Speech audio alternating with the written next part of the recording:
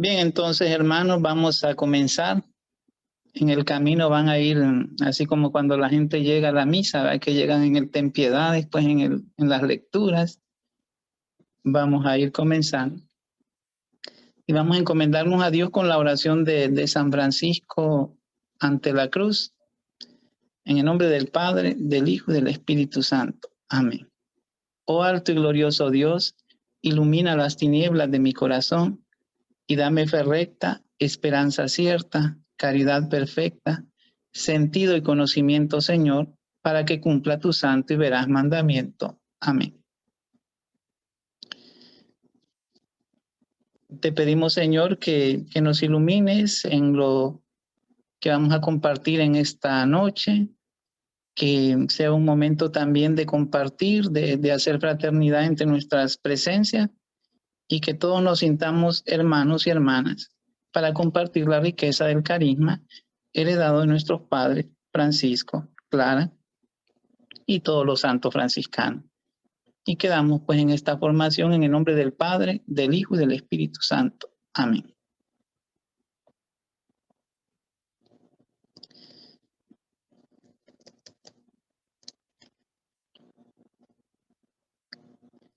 Bien, pues hermanos, a mí me pidieron que hablara un poquito de algo que como que es muy conocido por todos ustedes.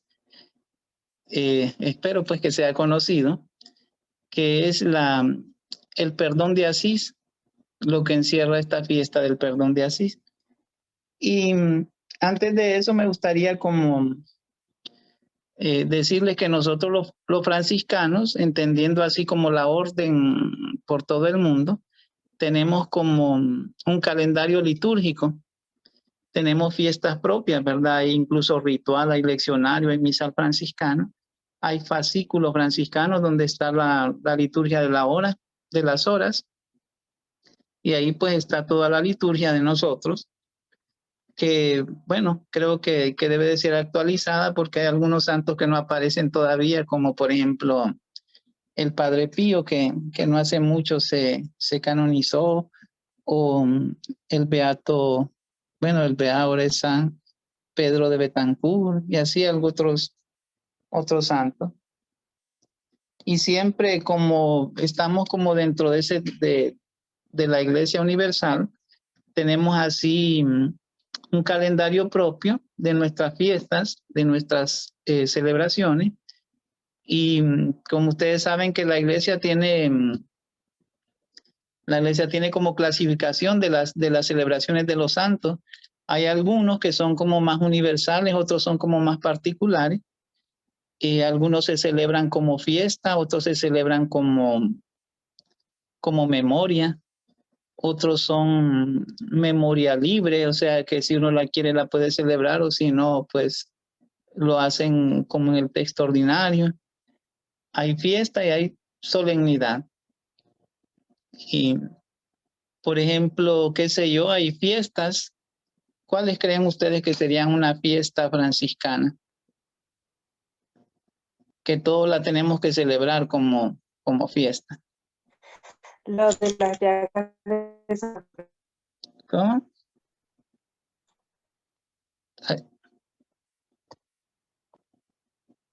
Los estigmas, dijo. A los estigmas, sí, que se celebra el 17 de septiembre.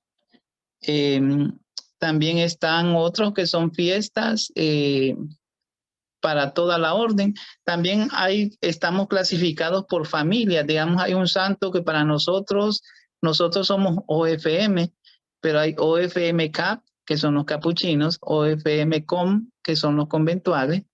Hay también está la orden franciscana seglar, está también la tercera orden regular, se llama, ¿verdad? Que es como la TOR, y está también las clarisas, la segunda orden.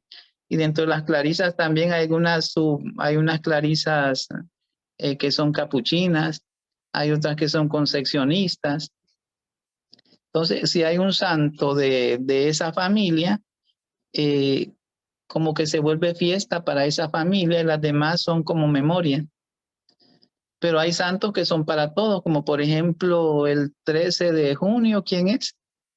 San Antonio de Padua, es fiesta para todos. Y hay otros que son solemnidad. Creo que la única que es como solemnidad para todos es San Francisco de Asís. Y bueno, y Santa Clara también, ¿verdad? Que para las clarisas es solemnidad, para nosotros es fiesta, pero creo que todos la celebramos como solemnidad, ¿verdad? El día de Santa Clara. Dentro de las fiestas hay unas que son, pues, de las devociones de San Francisco. Por ejemplo, el 3 de enero está el Santísimo Nombre de Jesús, que la celebramos todos, la debe celebrar toda la orden. Eso sí, como memoria. Pero hay otras que provienen de la misma historia, del mismo corazón de San Francisco, como el 2 de agosto.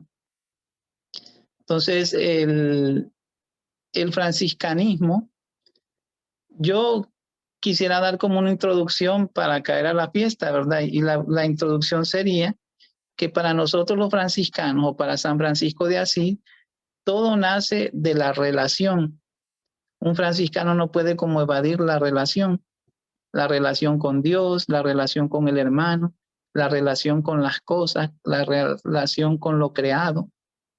Fíjense, San Francisco tenía relación hasta con los seres como inanimados, como las piedras.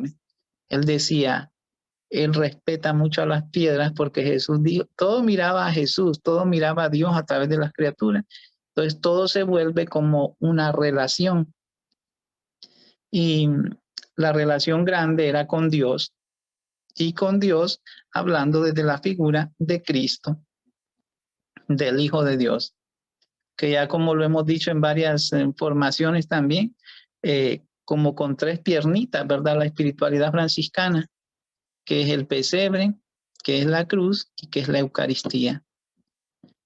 Pero la relación no solo se queda en Cristo, ¿verdad? ¿Dónde envía Cristo? Y también vemos a un Francisco marcado por su relación con la naturaleza, porque ahí descubre a Dios también.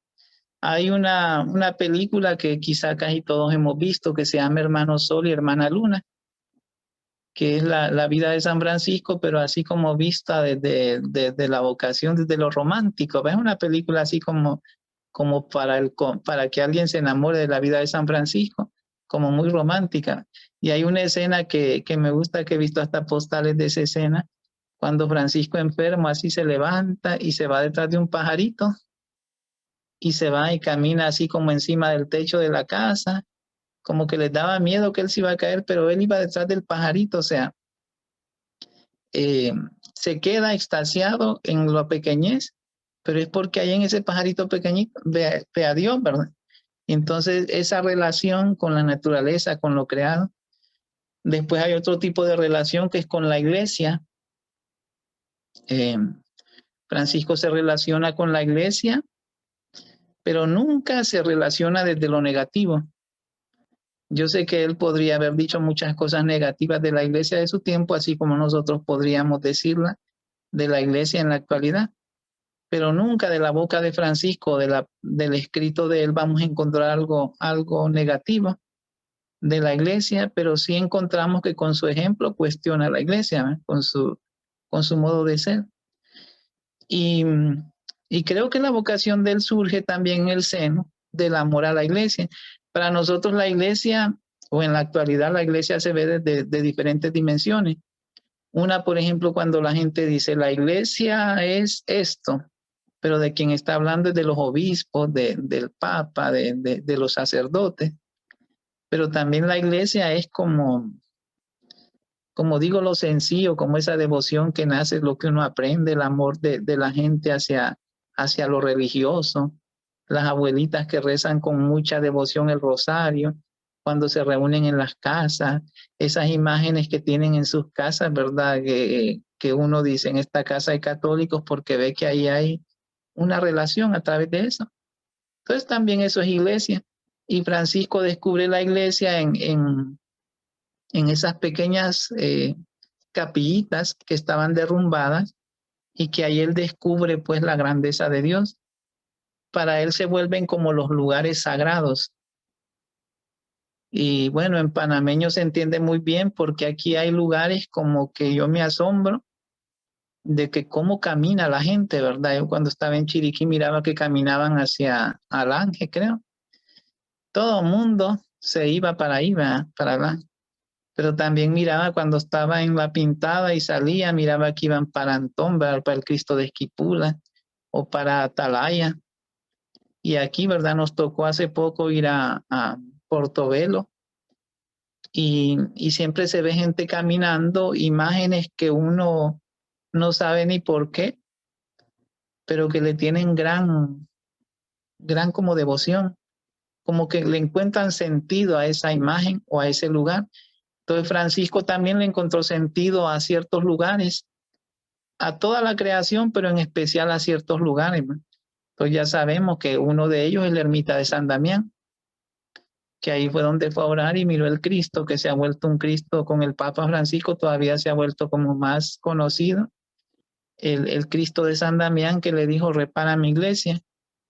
Y él no ve como la institución, sino que ve el espacio así pequeñito. Y qué bonito que en la historia franciscana siempre ha habido un amor por embellecer las iglesias, ¿me? Por cuidar la iglesia.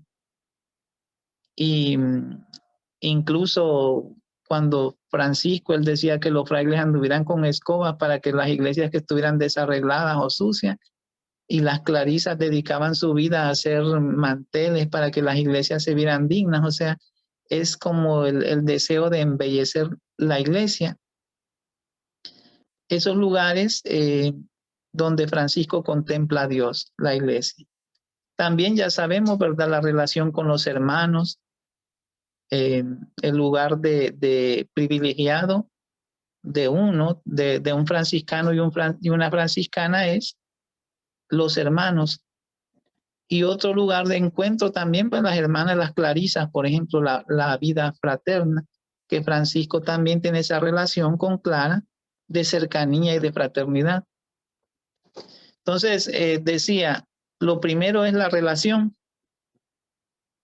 y que para él hay lugares como privilegiados que hablan de Dios y que donde Dios le habla a él. Entonces ya sabemos que hubieron 3 lugares así como de encuentro de Francisco en su conversión, que es la ermita de San Damián, la ermita de San Pedro y la ermita de Santa María de los Ángeles, la Porciúncula, que estaba como en la salida, bueno, así queda como en una montañita, y la Porciúncula queda como a la orilla, antes de subir al pueblo, ahí estaba esa iglesia. Y en esa iglesia Francisco como que tiene algo especial. Así como, por ejemplo, hay montañas, hay lugares específicos para él. Otro lugar grande para él es el Monte Albernia, donde recibe la llaga. Otro lugar especial para él es donde estaban los leprosos, un lugar que se llama Ribotorto, que es como un río, y ahí él pasaba con los leprosos. Pero dicen los escritos que de todos los lugares el que más amaba a él era Santa María de los Ángeles, la Porciúncula, donde había una pequeña iglesia que tenía un cuadro, una pintura de la Anunciación. Entonces, el corazón generoso de San Francisco era, que digo yo, que debe ser el corazón de todo franciscano, es el deseo que todas las personas obtengan la misericordia o que todas las personas se salven. Y esa fue como una visión del año 1216, cuando Francisco en oración dice que ve a Jesús y a la Virgen y que aparecieron con una gran luz en el altar de esa capilla, rodeados de un coro de ángeles. Y esa experiencia de él como de sentirse en el cielo, como que sentirse en el paraíso, hace que él desee que todas las personas, sobre todo las personas pecadoras, tengan esa experiencia de Dios. Es como cuando uno tiene un retiro, ¿verdad? Suele pasar que cuando uno hace un retiro, tiene una experiencia de Dios, quiere llevar a todo mundo a ese retiro. a esa experiencia de cercanía con Dios y quiere que todos hablemos como ese mismo lenguaje donde nos sentimos bien, nos sentimos salvados, nos sentimos contentos. Y entonces eso le pasó a Francisco. Y la fiesta comienza con esa expresión que bonito sería para el próximo año como en un suéter, para que tuviéramos esa expresión todos los franciscanos, es: hermanos, quiero enviarles a todos al paraíso. Esa fue la expresión de Francisco. Hermanos, quiero enviarles todos al paraíso. Y eso dice que lo gritó, es el día que se promulgó delante de los obispos y de mucha gente que estaba ahí escuchando. Entonces él dice que él le pidió eso a Dios, pero después se fue a que el Papa se le diera ese permiso. Y le dice al Papa: te pido que todos los que arrepentidos y confesados vengan a esta iglesia obtengan amplio y generoso perdón con una completa remisión de todas las culpas. Saben que que lo que estaba pidiendo era una indulgencia, y es como algo revolucionario en la iglesia, porque las indulgencias de esa época era visitar Tierra Santa, visitar la tumba de San Pedro y San Pablo, las iglesias principales, y también que la crítica que se le hacía a la iglesia era que pagaban esas indulgencias y que con eso reconstruían esos templos. Era un dinero que se daba para mantener y construir esas grandes iglesias. Pero San Francisco no quería que fuera, bueno, una iglesia pequeñita, que no fuera un templo de esos grandotes, y que fuera gente pecadora, y que fuera gente y que no tuviera que pagar nada. Y entonces el Papa Honorio le da ese permiso y le dice: lo que pide Francisco es grande, pero yo sé, dice, que tú pides grandes cosas y mayores cosas tendrás. Por eso acojo tu petición, le dice el Papa. Y lo que tú pidas a mi vicario en la tierra de mi parte es esta indulgencia. Le concede la indulgencia. Y entonces le dice el Papa: ¿y cuántos años quieres para esta indulgencia? Y le dice Francisco: Santo Padre, no te pido años, te pido almas. Lo que quiero yo son almas, no me importa el tiempo, son almas. Y dice que el 2 de agosto de 1216, junto a los obispos de Umbría se llama la zona de ahí, anuncia al pueblo reunido en la porciúncula y dice esa frase que dije yo hace poquito: hermanos, quiero enviarles a todos al paraíso. Y a partir del 1216 hasta la actualidad se mantiene la indulgencia del perdón de Asís, una indulgencia plenaria que, aunque no hemos hablado mucho de eso, dice que puede pedirse para uno mismo o para un difunto. Dice, ¿verdad? Usted puede hacer la indulgencia plenaria en nombre de algún familiar suyo, difunto, y que comienza desde el mediodía del 1 de agosto hasta el mediodía del 2 de agosto. Y entonces para eso hay condiciones, ¿verdad? Visitando una iglesia, confesarse, comulgar y rezar por las intenciones del Papa, rezando el credo y el Padre Nuestro. Dice que el Papa, cuando Francisco le pide eso y el Papa le dice que sí, Francisco dice que corre, como que el Papa le dijo: sí, podés, como cuando uno le pide un permiso y le dicen que sí, uno se va. Y le dice el Papa, según un escrito de la época: oh simplón, ¿cómo te vas? ¿Qué te llevas contigo de esa indulgencia? O sea, el Papa le está diciendo: te tengo que hacer un documento, no te puedes ir así. Y entonces Francisco le responde al Papa: me es suficiente con su palabra. Si es obra de Dios, Él debe manifestar su obra. De eso yo no quiero documento alguno, sino que la carta sea bendita por la Virgen María y que Cristo sea el notario y los testigos los ángeles. Así le dijo Francisco al Papa. Pero como siempre, en la iglesia ustedes saben que habemos trigo y cizaña. Dice que 100 años después, la gente como que comenzó a murmurar que no había documento, que de dónde habían sacado eso, que eso eran mentiras.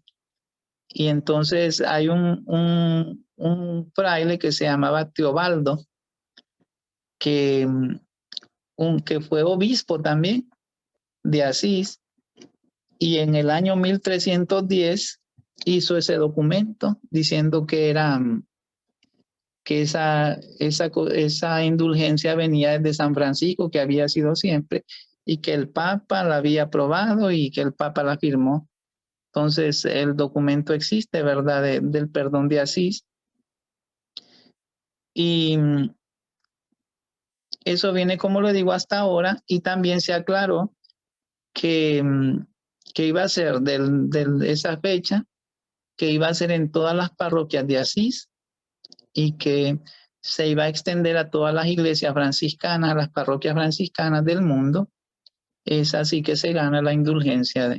Y en Asís iba a ser todos los días, iba a ser siempre en la porciúncula, en las parroquias el 1 al 2 de agosto y en las demás iglesias. Entonces, bueno, en eso consiste cómo surgió la fiesta del perdón de Asís.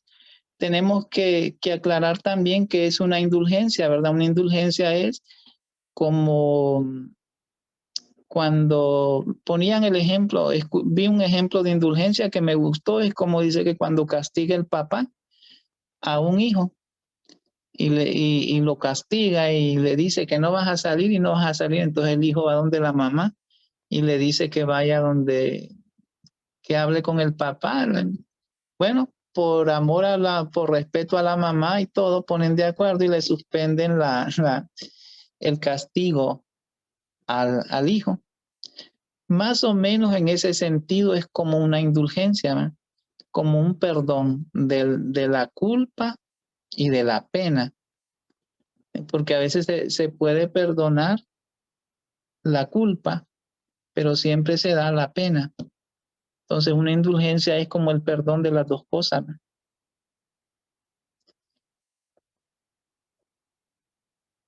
Ahora, ¿qué me dice a mí esta fiesta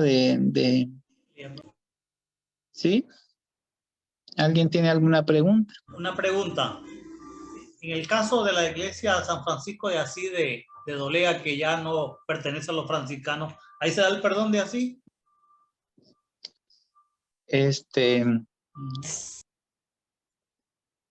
Bueno, ahora que sería esa es una parroquia, depende, ¿verdad? Esa es una parroquia ahora que no se puede decir franciscana, sino que es una parroquia de los hermanos del verbo, que llamamos los verbitas, ¿verdad? Que son los del verbo divino, creo yo. Entonces, ahí no podemos como decir, porque si ellos dicen que no, o sea, quienes dirigen la parroquia ya no son franciscanos, ¿verdad? Sino que ya es otra congregación, ¿verdad? Que ellos pueden, pues, quitar todas esas devociones si quisieran. Pero en realidad cuando decimos parroquia franciscana, entiendo yo, es una parroquia que está, pues, animada por uno de nosotros de la orden franciscana. No sé si con eso le respondo al hermano Faustino. No, Fray, porque sí, tengo entendido que por ahí hay una iglesia acá en Panamá que de San Francisco de Asís dice que también estaban promoviendo eso, el perdón. Y después ellos no son franciscanos, o sea, es diocesano. Sí. Ahora, hay momentos en la iglesia que nosotros decimos que la gracia suple, ¿verdad? O sea, una persona, podríamos decir, no, esa no es una iglesia franciscana porque esa es una iglesia diocesana. Pero ellos tienen a bien hacerlo y yo pienso que el penitente que llega y lo hace, pues obtiene el perdón de Asís. Aunque diga, también dice que a las catedrales, creo yo, que se puede en las catedrales, ¿no?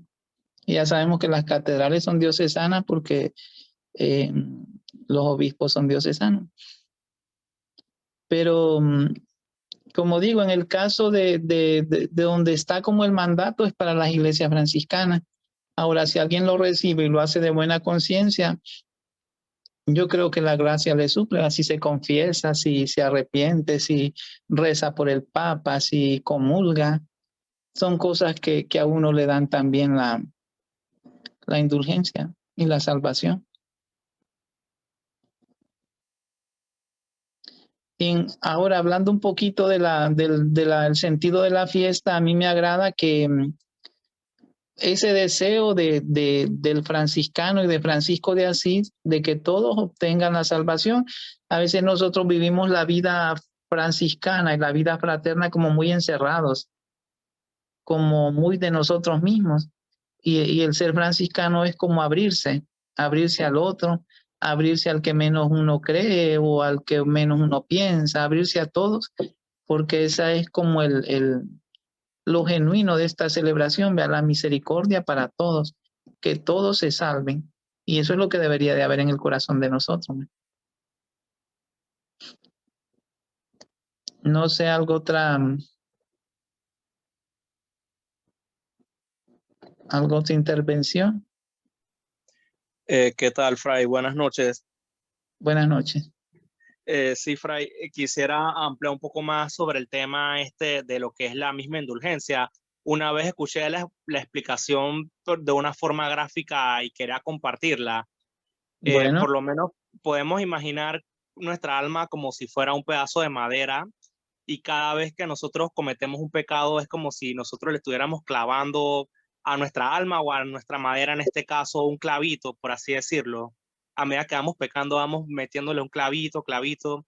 Entonces, cuando nosotros nos confesamos, recibimos obviamente el perdón en el sacramento de la reconciliación. Es como si le sacáramos todos esos clavitos a nuestra madera, pero entonces a nuestra madera le quedan los huequitos, que es como la consecuencia de los pecados, y ahí entonces precisamente entra lo que es la indulgencia, que es como la reparación de las consecuencias que ocasionó nuestros pecados. Ese era el aporte que quería dar, pues como para que se entendiera un poco más el tema de lo que es la indulgencia.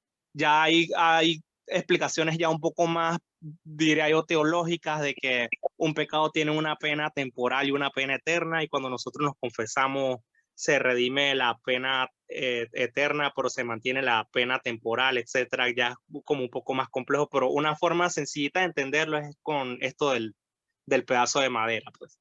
Gracias. según el catecismo, dice el catecismo en el numeral, catecismo de la Iglesia Católica, en el numeral 1471, que se entiende por indulgencia la remisión delante de Dios de la pena temporal debido a los pecados cuya culpa ya fue borrada. Remisión que el fiel debidamente dispuesto obtiene con determinadas condiciones por la acción de la Iglesia, la cual, como dispensadora de la redención, distribuye y aplica por su autoridad el tesoro de las satisfacciones de Cristo y de los santos. O sea, la remisión delante de Dios de las penas, y que también la Iglesia tiene la autoridad como de ser dispensadora de la redención, ¿verdad? Por el poder de la Iglesia de atar y de desatar.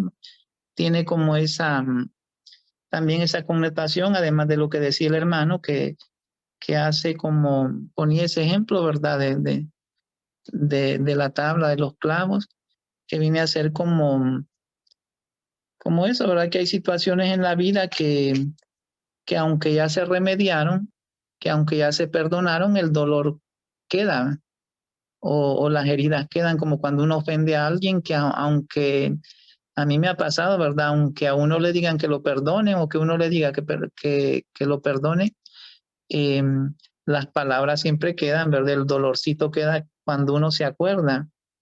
Y esa, esa indulgencia sería como para quitar eso también.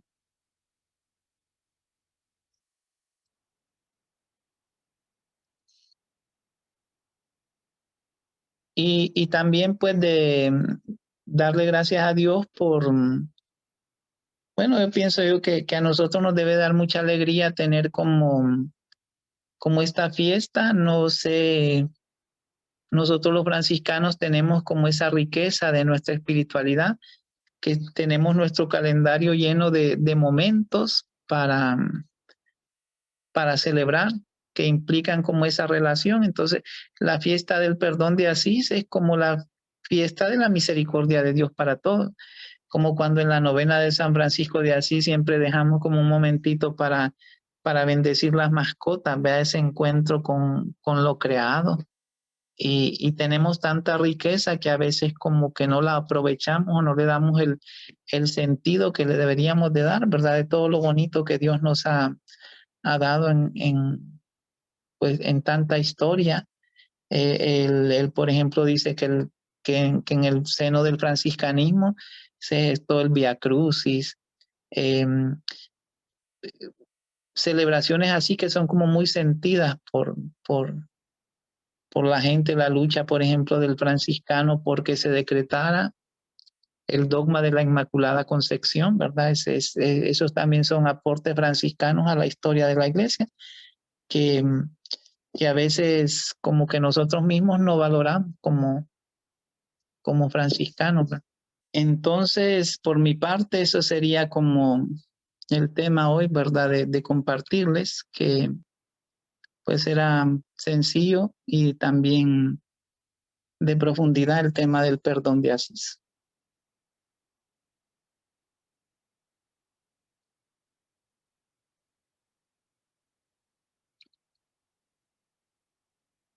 Nos vamos despidiendo. Fray, Fray, buenas noches. Quería hacer pues la pregunta del perdón de Asís para que por favor me repitiera las condiciones o los requisitos para recibir la indulgencia del 2 de agosto. Visitar iglesias. Confesarse. Ajá. Comulgar. Rezar por las intenciones del Papa. Rezar el credo y el Padre Nuestro. Ok. Gracias, Fray. Por eso la importancia de decir en una iglesia franciscana, porque en una iglesia franciscana generalmente ese día se da todo en una Eucaristía, ¿verdad? Haríamos las confesiones antes o durante, la comunión, se rezaría por el Papa, se rezaría el credo, ¿verdad? Porque es una fiesta, y el Padre Nuestro. O sea, generalmente en una iglesia que no sea franciscana, tal vez no van a hacer todos esos pasos ese día. Ok, muchas gracias, Fray. Bueno, pues. Muy bien. Paz y bien entonces a todos. Que el Señor los bendiga. Saludar a Fray Martín. Están los micrófonos abiertos. Gracias. Alicia, Hola, Fray. Gracias, Fray. Gracias, Fray Martín.